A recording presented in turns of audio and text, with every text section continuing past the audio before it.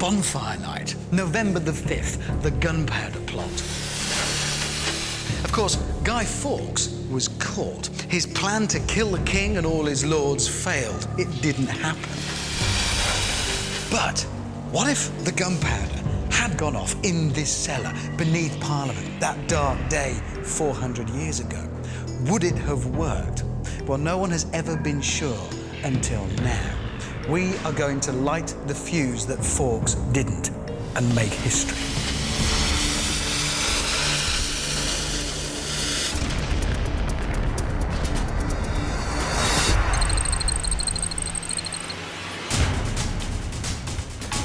The 5th of November, 1605. After months of plotting, Guy Fawkes and his fellow conspirators are about to blow up the English Parliament. Luckily for James I and all his lords, they got found out. But what if they hadn't? Would their plot have worked? Was there enough gunpowder? Would it have gone off? Would they have killed the king? 400 years on, I'm going to try and solve these mysteries by building a full-size House of Lords, filling it with the right amount of gunpowder, and carrying out Fawkes' failed plot in one of the biggest gunpowder blasts ever.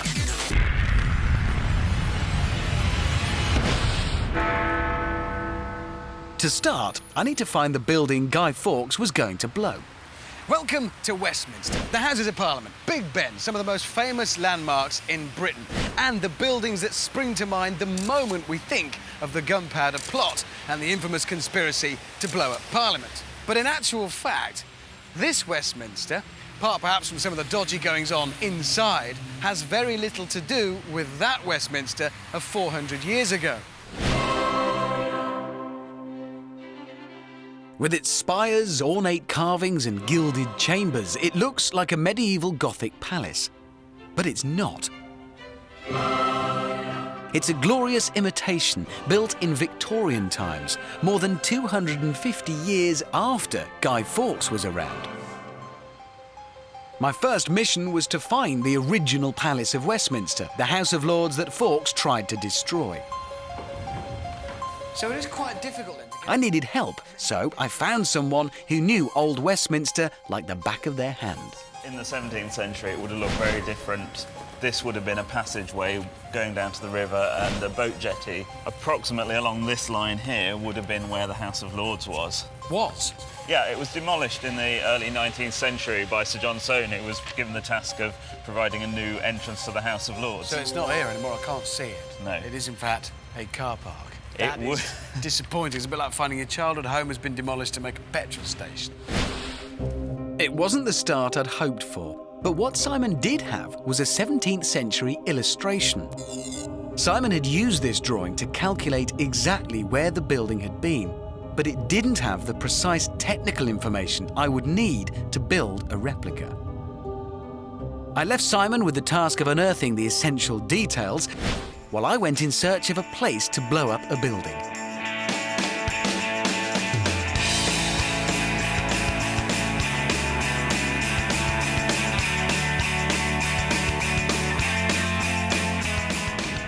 Now, obviously, what I'm trying to do here isn't exactly, you know, an everyday event. There's going to be a very big bang, which might upset people, and probably an awful lot of mess afterwards. So I can't just pitch up at a farmer's field and do it. But I have found somewhere, probably the only place in Europe, remote enough and with the facilities to actually do this. Unfortunately, I'm not allowed to actually tell you where it is.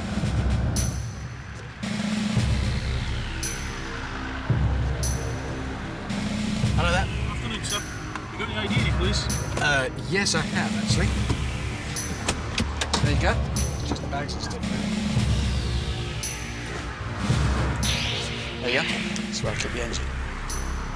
Has it been a search? Have you signed here? What I can tell you is that it's somewhere in Cumbria, and it's seen a fair bit of testing before. 001, flight information, report ready, game on.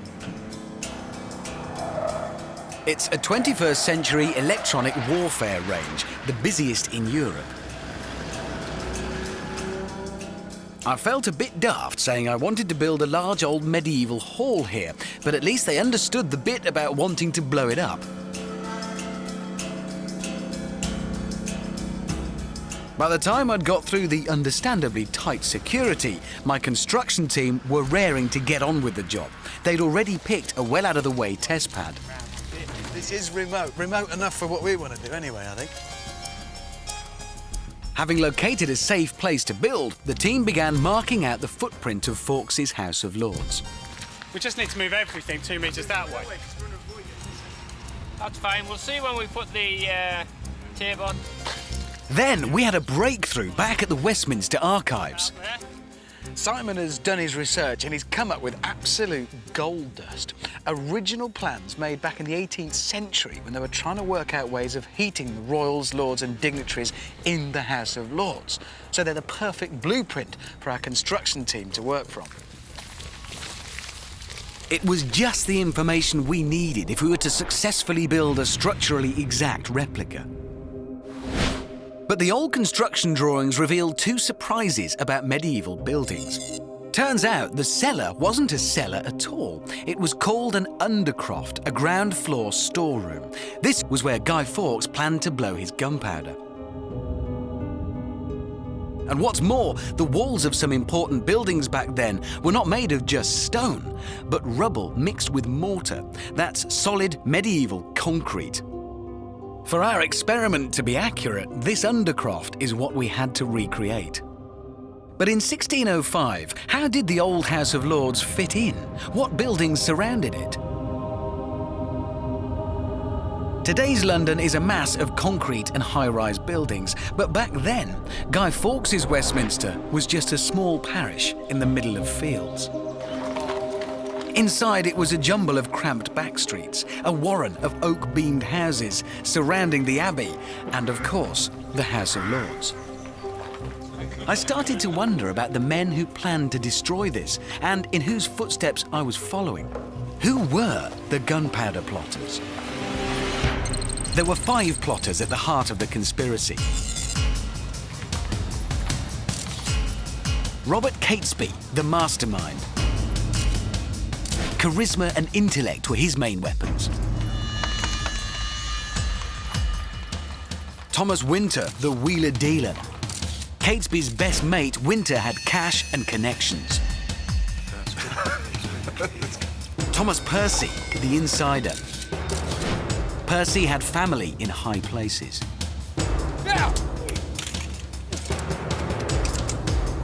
John Wright, the swordsman. He was one of the finest blades in England.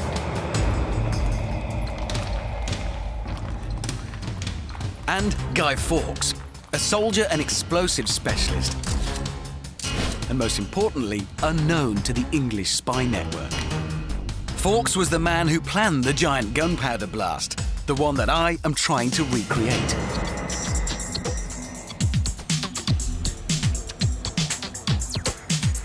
Here at our safely out of the way test site, construction work has finally started. That's lovely. Well over 10, so you're going to have to lift it. But there's a very long way to go. It's going to be about 15 metres, isn't it? Yeah. It's going to be well over here. Can you take this front section of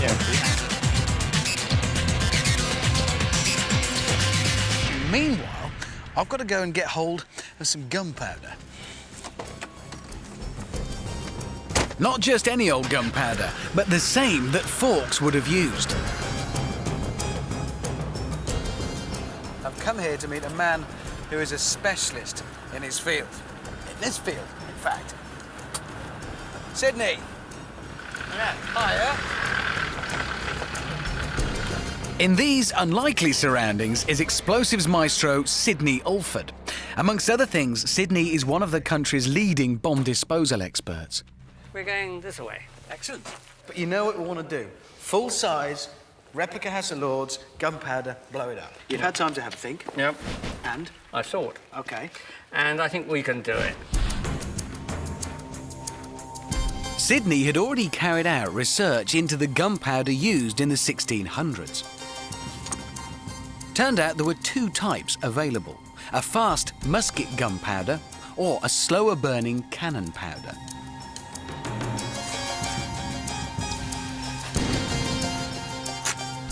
There's no way of knowing which one Guy Fawkes used, so Sidney wanted to work out if they differed. After a bunch of tests with both small and large charges, he had the answer. If you're using a large quantity of either of those powders to blow up a large building, it really wouldn't make much difference which.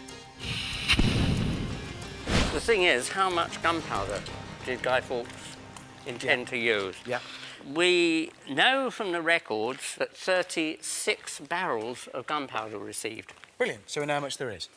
Alas, if there were only one size of barrel, we would. We don't know how big the barrels were. However, the gunpowder in its barrels was taken for safekeeping to the Tower of London, and the chap there who received it recorded it, and he said 1,800 weight. Brilliant. So there we have it. So we know. How much is 1,800 weight? You really want to know? Yes, I do. What, have you got it already? Sort of. Well, what's in there? Gunpowder? No. Sidney's come up with a rather unusual way to demonstrate 1 metric ton of gunpowder. He's rustled up something like it, but thankfully a little less explosive. Right. And that's... We've got to get this much gunpowder. This much gunpowder, yep. Yeah. Sidney revealed that if the grain were gunpowder, I was standing in enough for 100,000 fireworks. That would be a very, very big bang. Better find a broom or something, I suppose. OK, we've started on the building and we're on the trail of the gunpowder. But there's one more thing. We burn him on the bonfire. We know he was going to light the fuse. But who was this guy? Problem with Fawkes is he's a bit of a man of mystery. There are no genuine portraits, no authentic descriptions.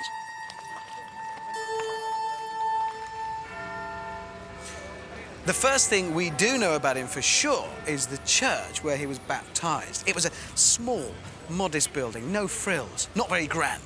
Yeah, not York Minster, but this, St Michael le Belfry, where at 3 days old, in the shadow of the Minster, Guy Fawkes was welcomed into the world, a good Protestant soul in a Protestant country. Now, though, you can send your auntie a postcard from York featuring Guy Fawkes' entry in the baptismal register.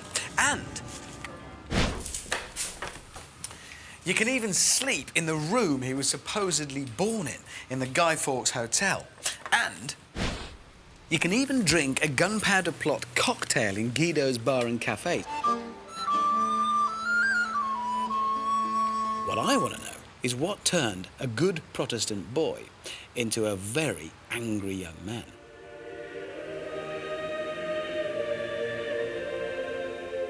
As Guy grew up, religious persecution was all around. Discrimination against the Catholic Church had been rife since Henry VIII split from Rome. His daughter, Elizabeth I, was even more ruthless to the Catholics. In Guy Fawkes' hometown of York, priests were outlawed and gruesome killings created Catholic martyrs. Just imagine how witnessing those atrocities might have affected the young Guy. The next thing we do know for sure is that he left town and went to Europe to join the army. Not the English Protestant army, the Spanish Catholic army. 10 years before the plot, Fawkes was in Europe playing with gunpowder. Not always successfully.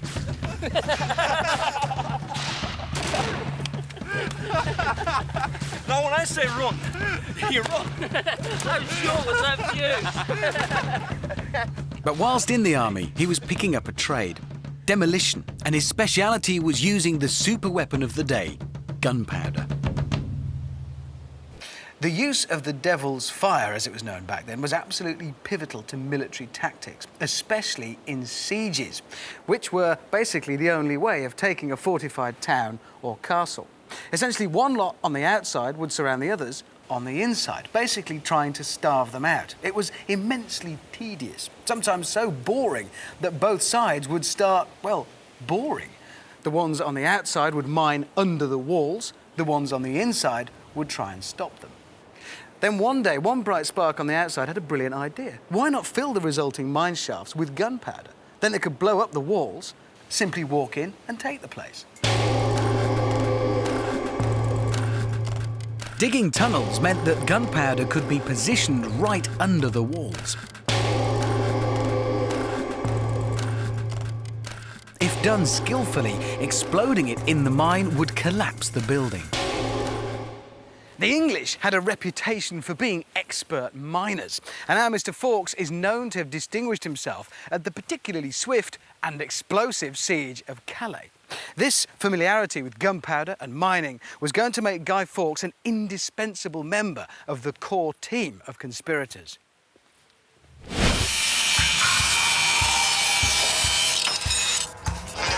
Sliding it in the second level rather than the top level. Back on the test site, our House of Lords was now becoming a reality. This is stage 2, heavy metal.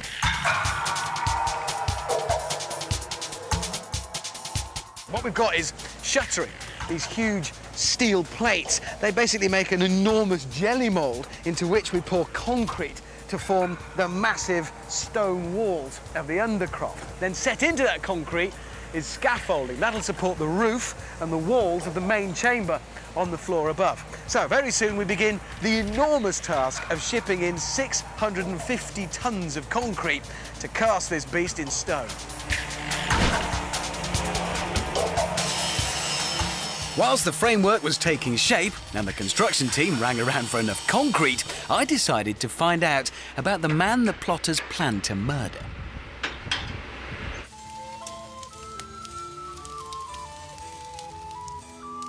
When Queen Elizabeth I died childless, the crown passed to her distant cousin, King James of Scotland. James I was a contradiction. Some say he was cunning, idle, and the most conceited man on earth. And who might this be? But he was a good father, and for a while he tried to be the master politician, keeping both Protestants and Catholics happy. Handsome. Most handsome. Why, thank you. But in time, he would be forced by the rich Protestants, who funded the royal purse, to denounce the Catholics. And so he wrote a speech which was to outrage the plotters.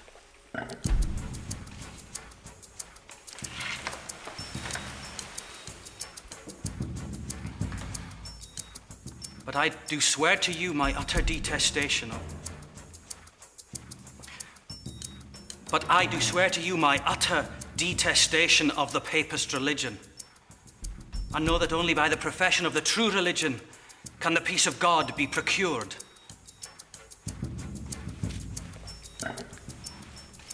And as for the papists now in this realm, whilst I would be sorry to punish their bodies for the errors of their minds, they should not think it lawful daily to increase their numbers and strength in this kingdom.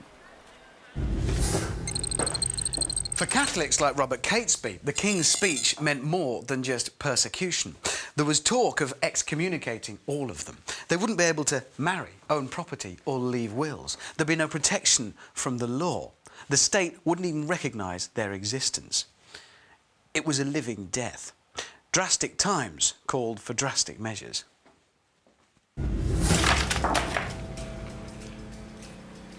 So at last the truth. And only one solution remains. Deliver the king back to hell. They would call this treason, and we would pay with our lives. Indeed. But the nature of the disease requires so sharp a remedy. Are you with us?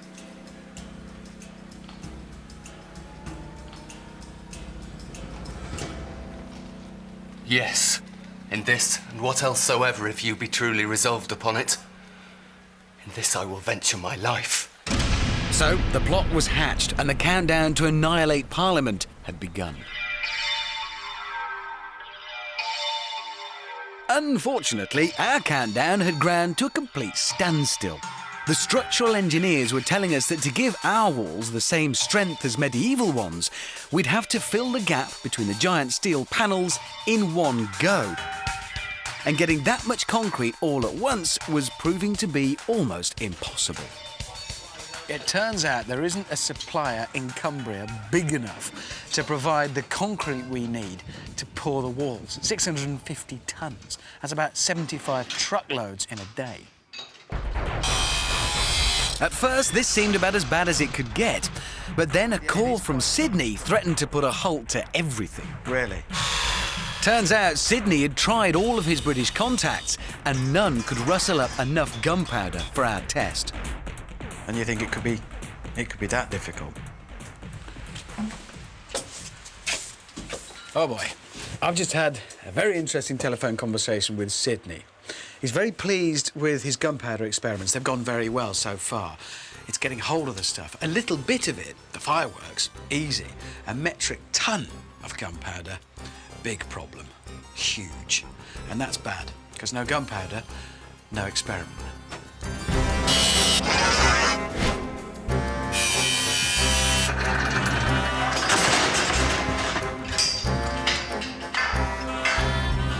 My plan to carry out Guy Fawkes' failed plot had stalled. With a shortage of concrete in Cumbria and no gunpowder in the UK, things are not looking too good right now. But Sydney, at least for one, is not letting it get him down because he says he's had a great idea.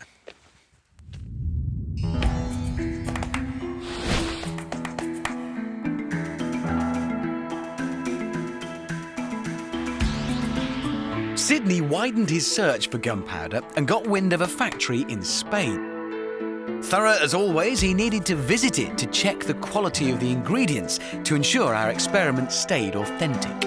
In Spain, they have a more enlightened view, at least towards fireworks, and indeed gunpowder, and they still manufacture it here. So is that your own special way of saying we've come to a firework factory? The trouble was, Sydney didn't know exactly where he was going. Where is this factory, Sydney? Ah, We're just well, I didn't somewhere learn in that in Spain. my Look, geography book. that's not even a road, it's a track. No, but I go around this bend. Well, you said that before. Well, I don't want you to go straight across the bend. Bloody hell, I'm a coward. I'm just staying on the Okay. road. Look, that's a cattle grid now, so that's telling me we're somewhere in farmland. Haven't we seen this cattle grid before? For Guy Fawkes, getting his gunpowder was relatively easy. At the start of the 1600s, there was lots on the black market.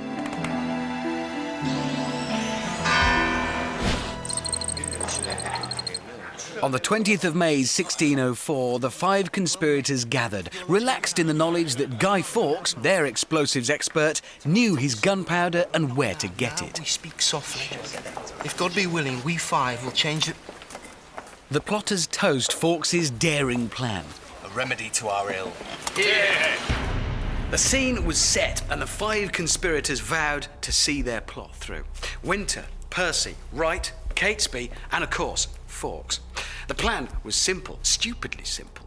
They would kill the king and all his parliament and then start again, with the Catholics back in control. Sometimes the simplest plans are the best, but not always. So, gunpowder, how does it actually work? Gunpowder goes bang because it's a solid which turns itself suddenly into gas, which occupies a very much greater volume. If they expand fast enough, they produce a shockwave through the air. That's a bang. So there is something here. Yep, I do believe that is it. That's There's the one. an explosives factory, a symbol on the gate. Is it?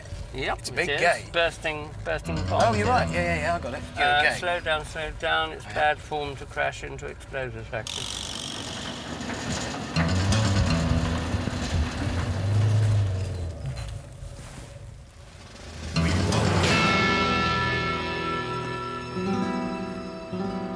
Sydney, I'm slightly scared. I'm in a room where they make gunpowder. Sydney introduced me to the raw ingredients, a combination of powders unchanged since Guy Fawkes' time. Stuff. White. Ah, that's the saltpeter, potassium nitrate. That's saltpeter. That's the component that provides the oxygen, which is going to react with the carbon and the sulphur. This is the charcoal. And that's just charcoal as I might know it? Yes, this is the sulphur. Do you know, it's remarkable to think, now we see them here, that just these 3 really quite innocuous-looking, quite pleasant-looking powders, actually, are the basis of everything we're doing, the whole of the gunpowder plot, and all our experiment now. It's all encapsulated in these 3 pretty-looking powders. They are pretty innocuous. You can eat any one. Don't eat this stuff, man. What are you doing? I'm seeing whether it's acidic or not, but that's a detail. Well, they mixed it in the barrels over there, That's all not right. in here. That's right. So The three harmless ingredients only become gunpowder when they are combined together, using wooden barrels and plenty of balls. Wooden also, so they don't spark. Once they are mixed, the material becomes potentially explosive. Now, can I make a suggestion? Why don't we leave Alfonso to do his magic? Not that I was scared or anything, you understand. And we can go and put in our order for some That will be sensible. It just seems like a good idea. Okay. Incidentally, how's your Spanish? Because we need Not very. one metric ton of gunpowder. Una tonelada métrica de polvo. You reckon?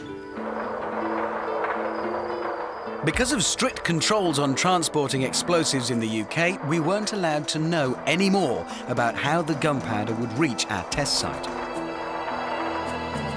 All we were told was that it would turn up first thing on the day of our explosion.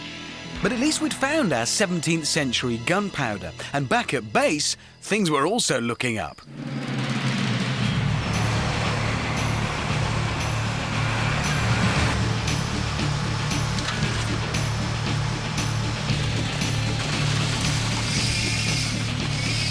We've taken every single concrete truck in this county to do this pour.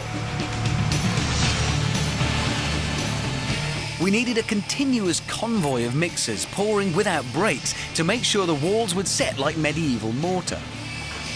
These walls in places are 9 feet thick and full of concrete between the shuttering. It's basically where you end up if you've really fallen out with the mafia. And in our undercroft here, there's going to be 270 cubic metres of it used up. That's 650 tonnes being delivered in trucks at the moment at the rate of 1 every 12 minutes. It's a massive, massive job, and not one that anybody here has ever really done before, building the House of Lords out of concrete like this. Basically, we're trying to do what 500 years ago would have taken them, say, 11 months, in about 11 hours. It's a big job, very big.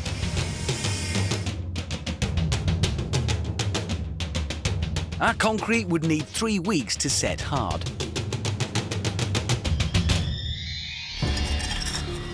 For Guy Fawkes, blowing these enormous walls was going to stretch both his expertise and ingenuity.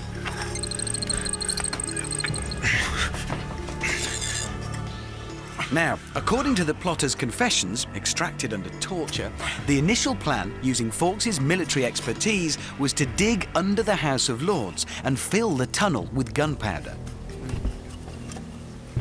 Hush, hush. Wait a while. Quick, away. But digging a secret tunnel in the busiest part of Westminster was a tricky business, and noises overhead soon put a stop to it. To this day, no one knows if the tunnel was real or a later invention by the government to spice up the tale. But whatever the original plan, what happened next was almost too good to be true.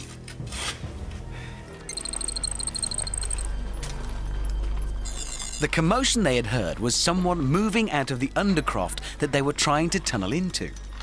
It was up for lease, so co-conspirator Thomas Percy pulled some strings and rented it. Simple as that. And Fawkes knew exactly what to do with it.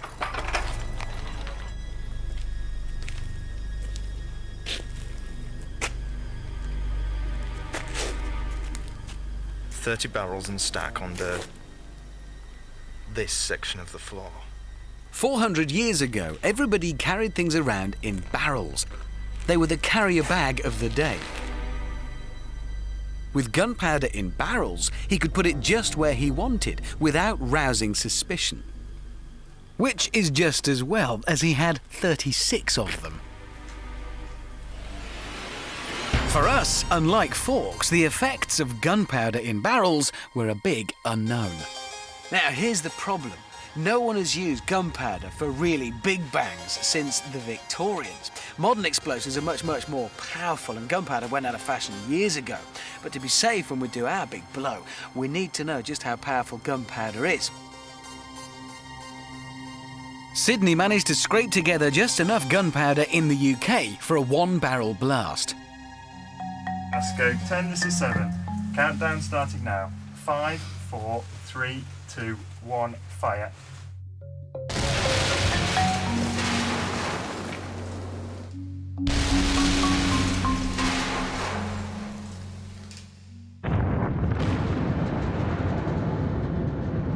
Is that a bit? Yeah. Wow, look at that! You can see here, you can feel, first of all, it's still warm. Oh, yeah, It's it is. not just the sun. You can smell the wonderful semi-erotic power of burnt gunpowder. Semi-erotic. Sydney, you worry me sometimes, mate. You really do. Right. This was the first time anyone had ever exploded a full barrel of gunpowder and measured the effect. On site, we couldn't be sure about exactly what was happening, so the test numbers were sent away to a blast prediction expert. It was time to do some serious calculations. From the number crunching, it was immediately clear that the barrel itself played a significant part in the destructive power of the blast. Now, this may sound complicated, but it's not. It's actually quite simple. Gunpowder on its own doesn't explode, it burns. So, it starts here, it burns, and it burns through a length of time, and then at the end, it's all gone. But if you contain the gunpowder in something like a barrel, then it starts to burn here, but the barrel holds, and it burns for longer, and it's still holding all that energy, and then blam! At the end, it all lets go in one huge explosion. You've turned your burn into an explosion. Now, these barrels held on for 30% longer than the boffins expected. So that containment effect, turning your burn into an explosion. So maybe Guy Fawkes was onto something. Lots of barrels, lots of containment, and a better bang for his shilling.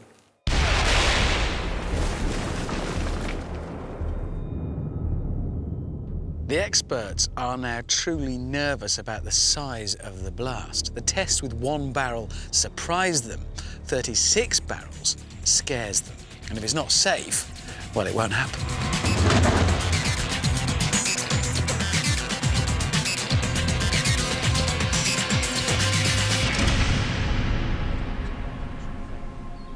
As time passed, so things got riskier and doubts started to play on the conspirators' nerves. Not only would they kill the king in the blast, but also all the lords, even the Catholic ones. Catesby began to have second thoughts. Father, may a Christian soul take the lives of those who conspire against his kingdom? God has many times called us to arms. And what of those who die in innocence, caught up through no fault in such happenings? The Lord weeps at the death of every innocent man. Well, but what if you cannot separate the innocent from the guilty, as in some great conflagration? What if the soul of the man has set such a fire? If he acts for the good of the many, then there is no blame. The dead shall all stand before him, and the Lord knows his own.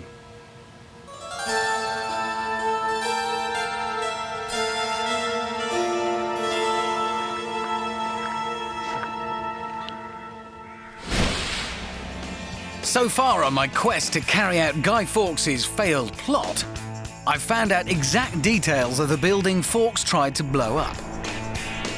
Found a secret location where I can build it. This is remote. Remote enough for what we want to do anyway, I think.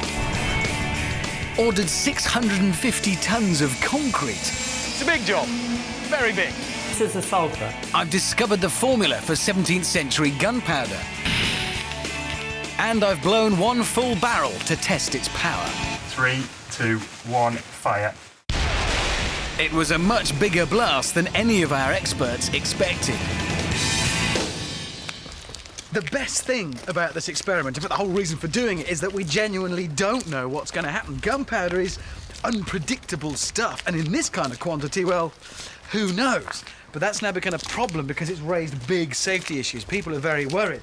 So our experts have called in another expert for some advice. He's a blast damage consultant. He's calculated the effect that 36 barrels of gunpowder would have.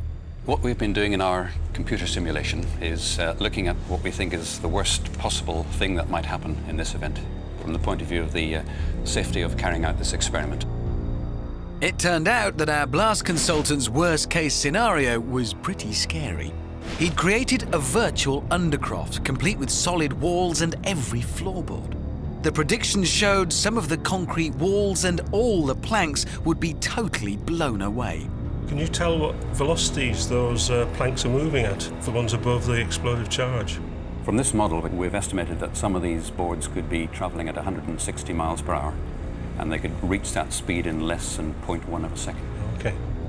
The virtual blast showed that if we were to set off the perfect explosion, it would be contained first by the barrels, then the walls. Its only escape was up through the floor.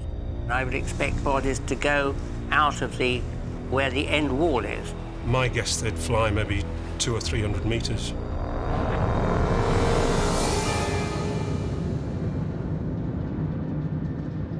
Our explosion was operating right on the permissible limits of this test site. Everything near the blast zone was at risk, and we would need to be stationed over half a mile away to be safe. With such an enormous blast, there's a question that now springs to mind: had the fuse been lit in 1605? Would Guy Fawkes have got away? And if so, how? And where to? And how long had he got to do it? Well, by putting together a few snippets of evidence, we've come up with our own version of an escape plan. Galloping through the back streets of Old Westminster, even back then, would have been a bit OTT. So let's assume he would have walked briskly, trying not to draw attention to himself. Maybe whistling. Then he'd have got on a boat to go across the Thames, jumped on a horse, galloped down the riverbank to London Bridge to a waiting ship to take him to Flanders with news of what he'd done. So we've got walk, boat, horse, ship. How long would that have taken him? Well, we can be pretty sure he would have started from about here, underneath the throne in the House of Lords above. So, start the clock.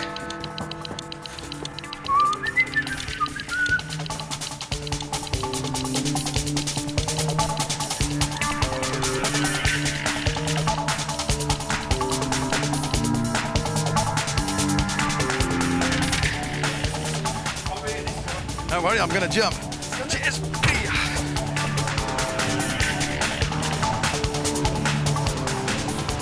Now, there was only one bridge over the Thames at the time, London Bridge, about 1.5 miles that way, and it was low, so that all the big ships that could sail all the way to Europe couldn't pass under it.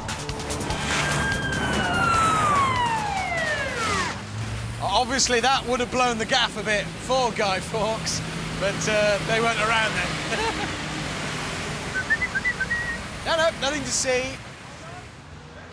There are two other good reasons for supposing that Guy Fawkes would have crossed the river. Firstly, it would arouse less suspicion to see a man riding a horse swiftly through the fields and meadows that then made up the South Bank. Secondly, if he were being followed by a sort of sneaky beak at the time, then his boat trip would have put quite an obstacle between him and his pursuer.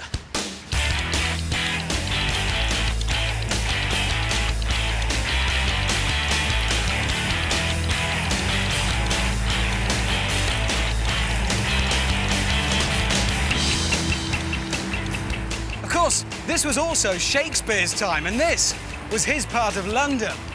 Some say references to the Gunpowder plot pepper the bard's later plays. In Macbeth, for instance, which was first performed a year after the traitors were caught, when the whole story just swept across the country and gripped them, he makes direct reference to the dire combustion.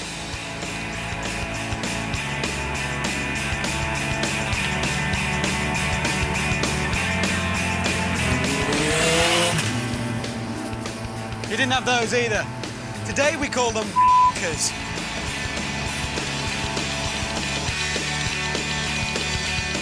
OK. Stop the clock, because this is it. This is the site of the original bridge. His boat would have been waiting just down there, and that was not a bad time. And to be honest, it's quite a good approximation of the time it would probably have taken Guy to do the same journey. And given that time, odds are he would have used a 15-minute fuse and not a 1 hour, because it would have been much more reliable, a much better idea. So the explosion would have gone off about halfway along his route. Maybe when he was at Southwark, he'd have heard it, had time to get here, jump on that boat, catch the slack morning tide, up the Thames, sail out into the estuary, and on to Flanders. Mission accomplished. But the truth is, we really don't know what Guy had planned to do in the wake of the carnage, apart from his trip to Flanders. However, the rest of the plotters were planning some sort of uprising amongst Catholic sympathisers back home.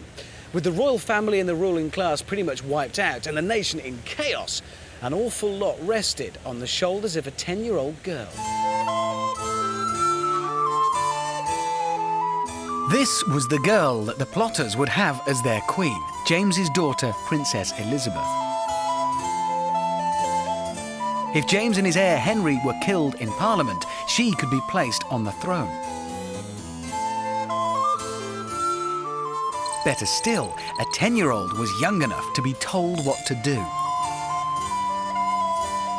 Catholic nobles could effectively rule in her name.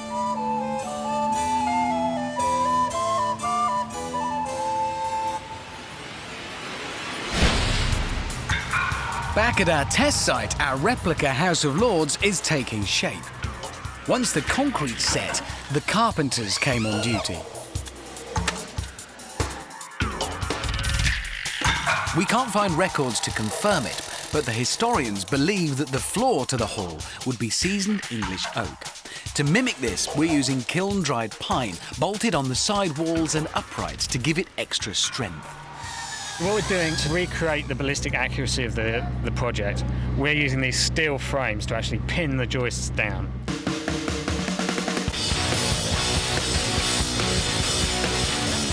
With the undercroft complete, it's time for the roof and upper walls. As we saw in our blast prediction, they won't be critical to the effects of the explosion, but we are putting them up for authenticity.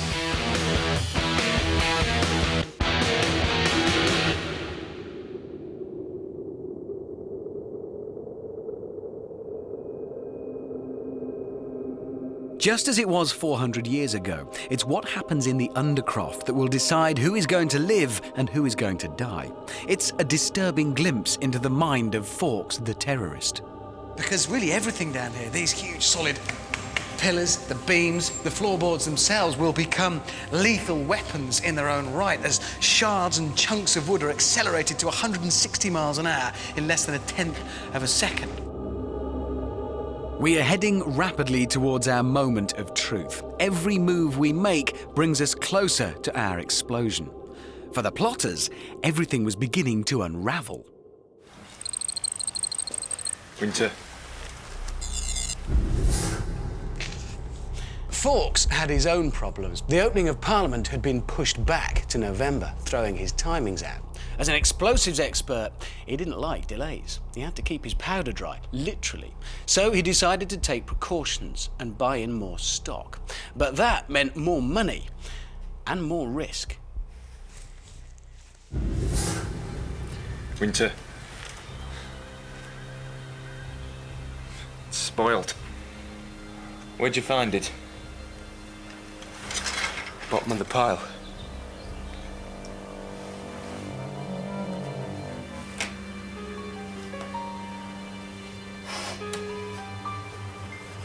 One of the many mysteries that historians still debate to this day is the condition of the powder when it was discovered. When Fawkes was caught, his gunpowder was taken to the Tower of London, but it was recorded as being decayed. I wanted our modern-day explosives expert Sidney Alford to find out precisely what decayed meant. Would it have affected the 1605 blast? The reason that it could have been described as decayed in a tower is that if you've got great lumps of this, which have got wet and then dried, you can't pour that down a musket barrel. So, from the point of view of the infantry, that would have been decayed powder, powder you can't use.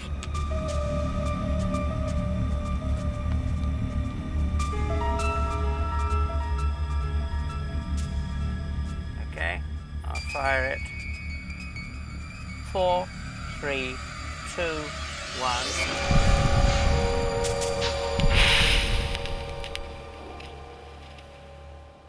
Well, there we have powder that was definitely decayed. I remember how much water I poured in it to cause it to decay. You saw how it was sticking together in great lumps, but it nevertheless did go off quite vigorously. Guy Fawkes wouldn't have gone ahead with this mission at enormous personal risk if there were any doubt in his mind that the stuff wouldn't burn. But ever the professional, Fawkes made a final trip to France for some extra fresh powder. To pay for the powder and to bankroll the rest of the plan, Catesby, the plotter's mastermind, was on a desperate search for more money. But he was about to introduce one conspirator too many. It is but the matter of a little money! That is all. To replace our losses. All else is made ready. So just make good your own escape. Wait until the dust has settled and my call comes. Then a new day will dawn. Our day.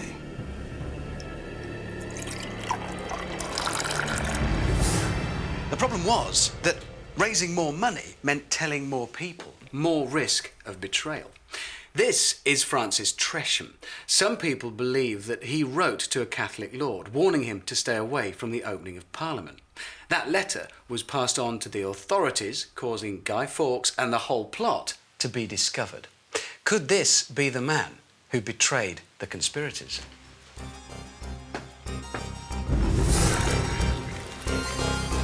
Whilst the plotters had their problems, we were soon to face a problem of our own over which we had no control.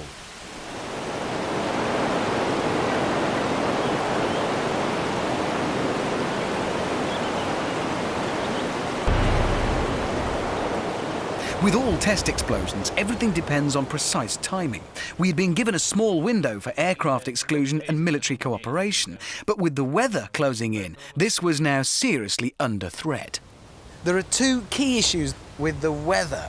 They concern cloud and wind. Firstly, cloud. It mustn't be low-lying, because if it is, that indicates possible inversions. It's all to do with wind and stuff at different levels. What you end up with effectively is a barrier, so the noise from the blast bounces, and it'll travel for miles cross-country and blow window panes out miles away. If that's the case, it's all off. And as you can see, it's low cloud. Secondly, the wind, it mustn't be easterly. Same problem, really, noise and even debris going that way. And it is very much an easterly. I'm not making light of this. Seriously, 24 hours to go. Nothing we can do about this. It could all be off.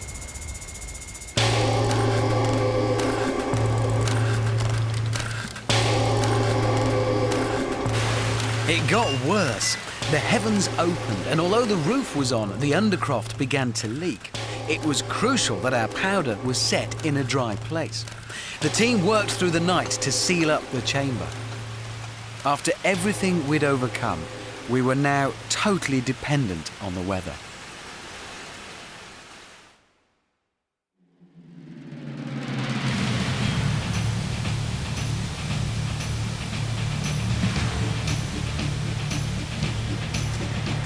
Blast day arrived, and thankfully the rain had stopped. The final countdown on our experiment to recreate Guy Fawkes' plot was back on again.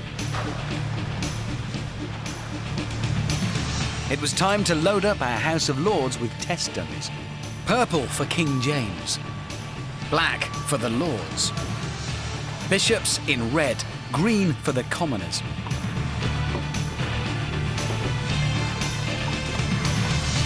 The good, the bad and the ugly from all over the land planned to be in the chamber on November the 5th. With over 200 dignitaries in all, it was the makings of a massacre.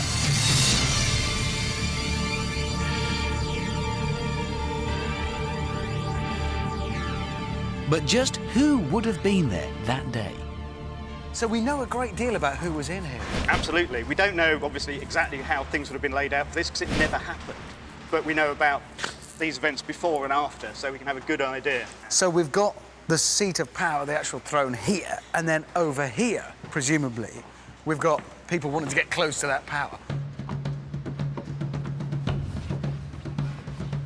here's Archbishop Bancroft. He's the Archbishop of Canterbury. He's a moderate. He doesn't really like Puritans because they're going a bit far, but he doesn't particularly like Catholics either. If anyone's running the country, it's him. He's going to go on to be the man behind the authorised version of the Bible, the King James Bible, if he lives.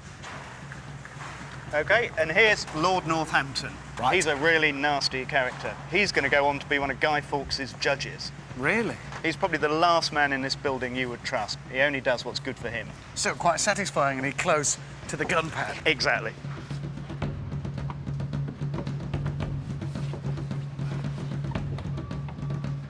So basically, royals over there, bishops here, lords there. That's and then it. Down here, what have we got? Down here, you get the commons, the ordinary members of Parliament. They're gentlemen, merchants, wealthy people. A lot of them want to be sitting down there one day. So they're kind of pressing to get closer to the influence. Those who are hoping to do well for themselves are going to be right at the front. Not sure his dodgy skirt's going to help, really, to be honest. It's not. That's Francis Bacon you're talking to there. I'm sorry. This is one of the greatest British philosophers of all time. Right. The reason he's standing at the front at the moment, though, is that he likes to live very lavishly, but he's almost bankrupt, so he's hoping for a job from one of that lot down there. So we've got a room full of MPs being pushy and seeking self-advancement. Exactly. Not a lot changes, really. No.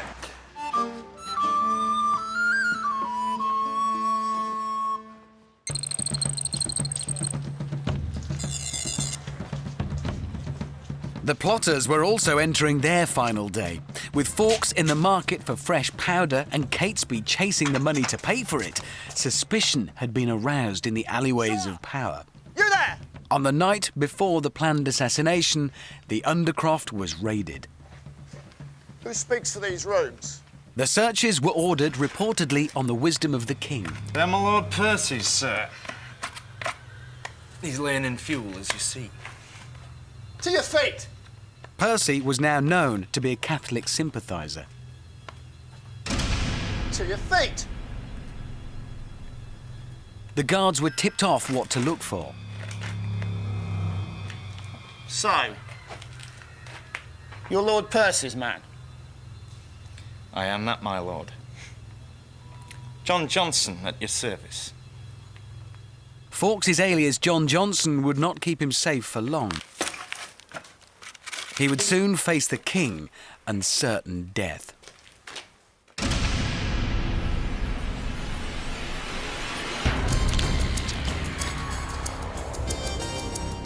With the final preparations underway on the test site, the construction team are out and the boffins and blast engineers are in.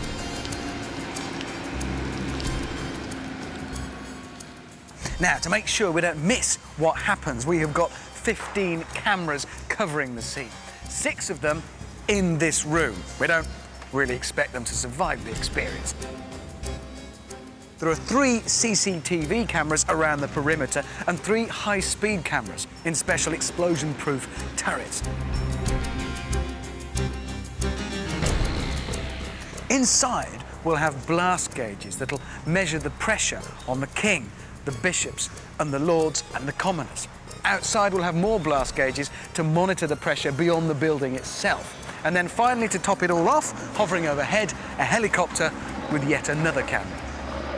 Everything is set, but we're waiting for the final key ingredient. But, right.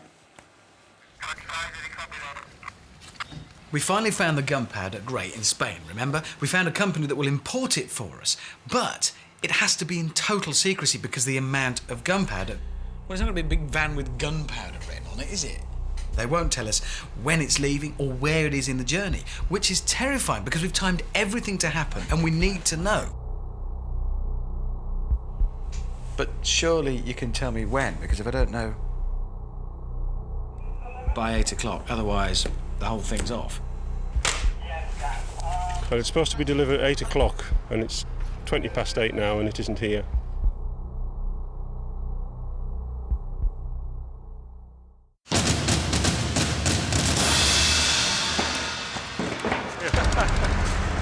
The gunpowder finally turned up.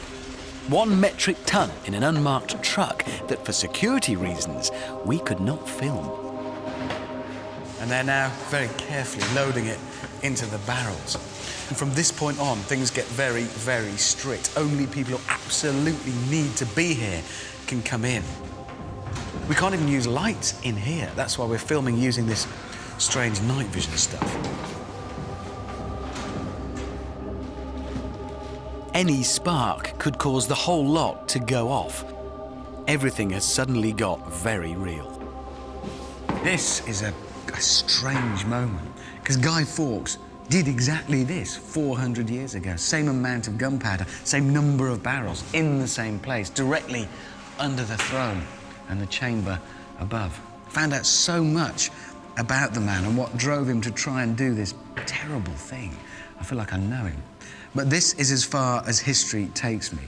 From here on, it's into the unknown. And it's time to go.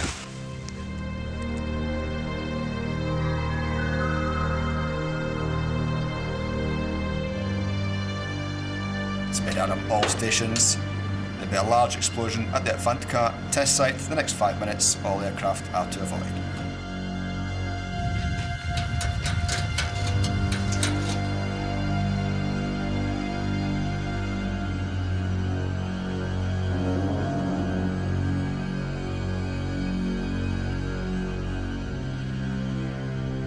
Stand by for broadcast, stand by for broadcast. There'll be a large explosion within the next 3 minutes. 650 tons of concrete. 1 ton of gunpowder. 1 building. And 1 very, very big experiment. At last, we were about to find out what would have happened if Guy Fawkes had lit his gunpowder 400 years ago. Would his murderous plot have worked?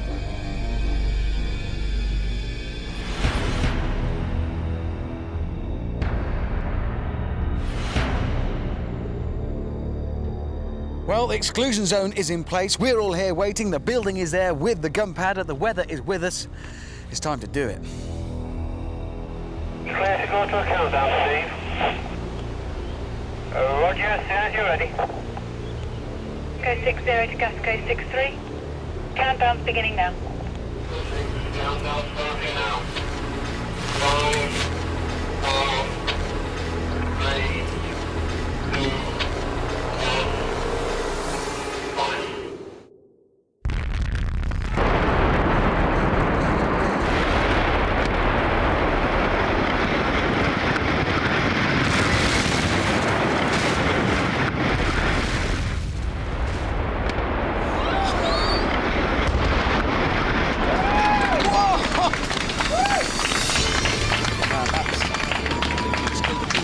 What do you think? Killed him. That was big. That was. They don't make them like that anymore. Nothing in the breeze. No, I wish we could smell it. Yes, look. Yeah, See that debris? There's debris still coming down. Enormous. That was much bigger than I expected. Really? It's still coming down.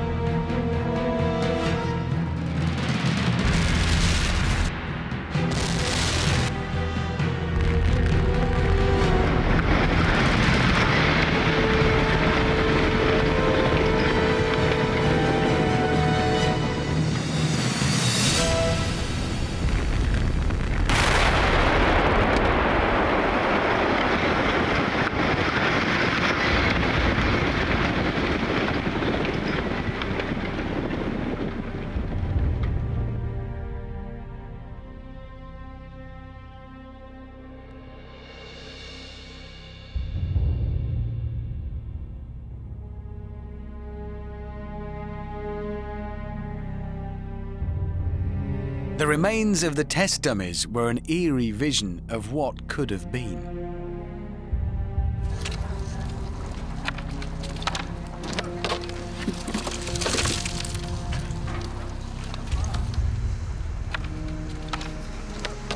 Oh, that's got a smoke. Oh, that's terribly got. Oh, it's all over.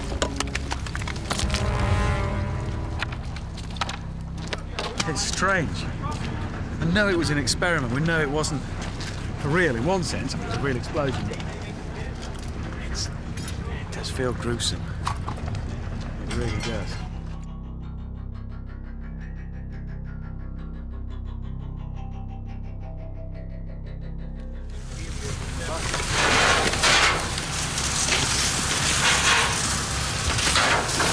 This wall was here. It's gone.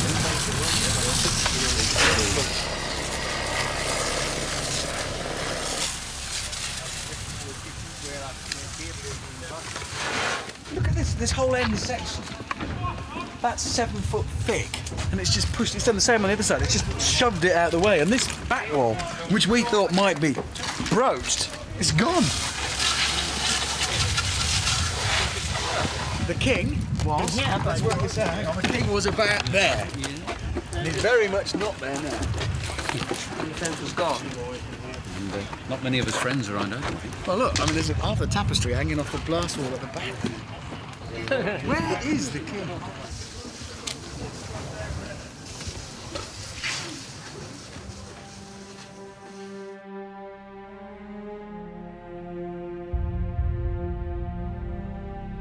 It was a charge intended to do a specific job within those 4 substantial walls, and it's done it. The damage done by bits going up in the air would have been psychologically very impressive. Remember, these bits of plastic would have been body parts.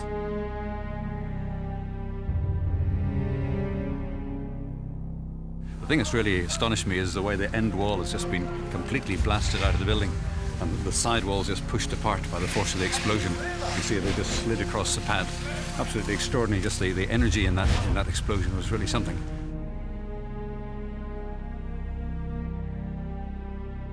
The overall impression you get is just such destructive power. The speed that everything took off on the floor must have been, well, I mean, you know, we had this estimate 160 miles an hour. It looked all of that.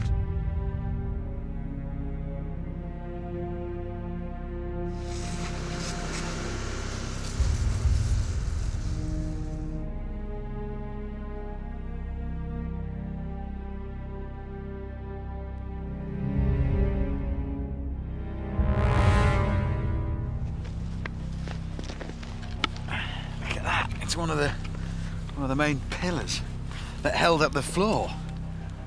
And an hour ago, I was standing next to one of these in the building, and now look. I mean, look how far it's come. And it's a big lump of wood. How destructive! I mean, just sitting there having your lunch, and this comes through your roof. Well, it could kill you. Goes to show how enormous the destruction would have been. That is a big, heavy, lethal bit of wood.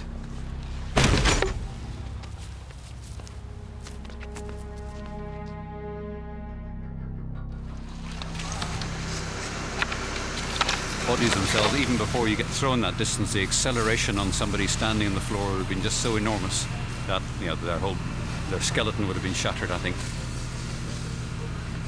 As an assassin, he would have achieved exactly what he'd set out to do. Further calculations that our blast experts made for us show Fawkes had allowed for at least 50% of the gunpowder not going off. That means if he'd only used half the charge, it would have had the same devastating effect, killing every soul in the building. Look, that is purple. That is, isn't it? That's the king. The king was purple, wasn't he? Yeah. You reckon that's his top of his head, isn't it? That is the top of the king's head. So, I mean, we knew, it was obvious from when you saw it, he'd got the king, but, I mean, there's absolute proof. Did that work? It worked. I mean, it worked.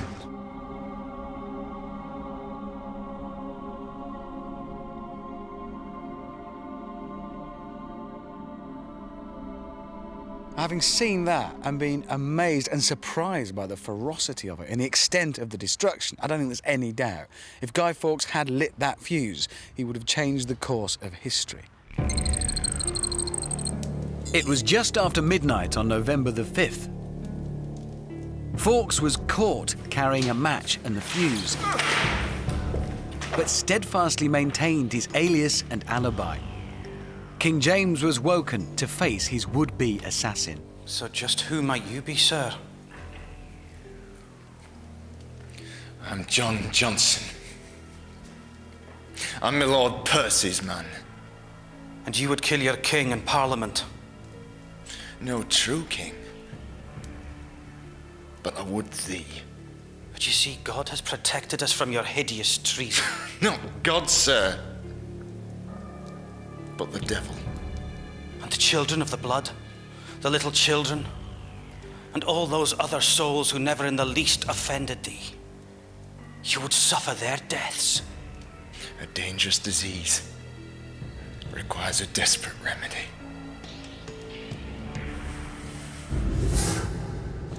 The game was now up, and even though Guy insisted he was working alone, James knew how to break him. A short and bloody future now awaited Fawkes. First, torture to get the names of his conspirators, and then the worst form of public execution that the state could invent. He would be hanged until half dead, disemboweled and beheaded, and then his corpse hacked into pieces. Within days, the rest of the conspirators were either dead or awaiting trial and execution. James I ordered bonfires to be lit across the land to celebrate the deliverance from evil.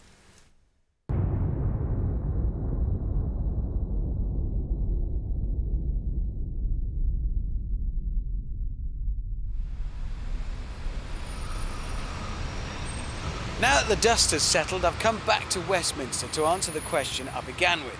Would the gunpowder plot have worked? Well, the answer is a very big yes, obviously. Nobody in the House of Lords that day would have survived. Even our blast gauges that we put in there to measure the power of the explosion didn't make it. They went right off the scale and then expired.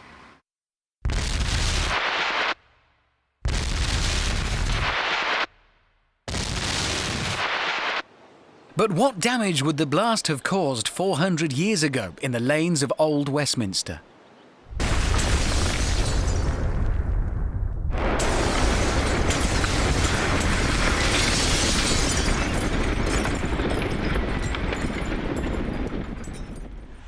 Pieces of King James, his lords, bishops and parliamentarians would have been spattered over a gruesome 100 metres.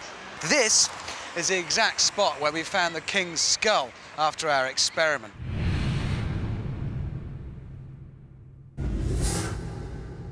At 100 to 200 metres away, we're still close enough for the buildings to be damaged, so say goodbye to your windows for a start, if you could afford them. There'd be no stained glass left in Westminster Abbey, and if you were near those windows when they shattered, well, you'd be pretty badly cut up.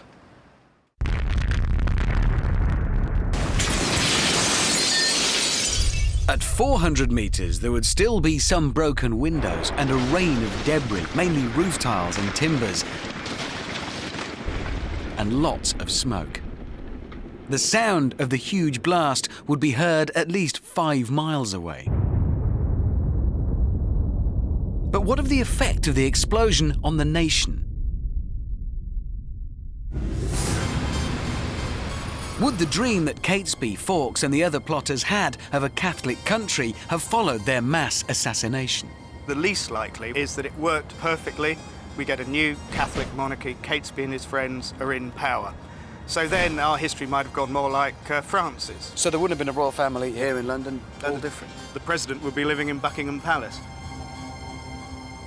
By far the more likely possibility is that they would have all been arrested and executed, just as they were anyway. Something like 5% of the population were Catholic. There would have been a massacre, and there'd be no Catholics left in Britain at all.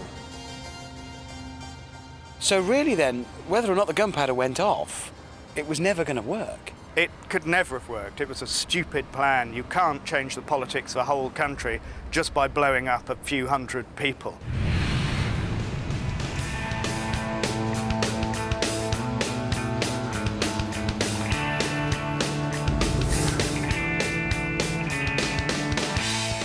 One last thought. This is the largest rocket you can buy in the shop. It's got 50 grams of gunpowder in it. Guy Fawkes had 20,000 times this much for his November the 5th fireworks. The irony is, we light these to mark a blast that never happened.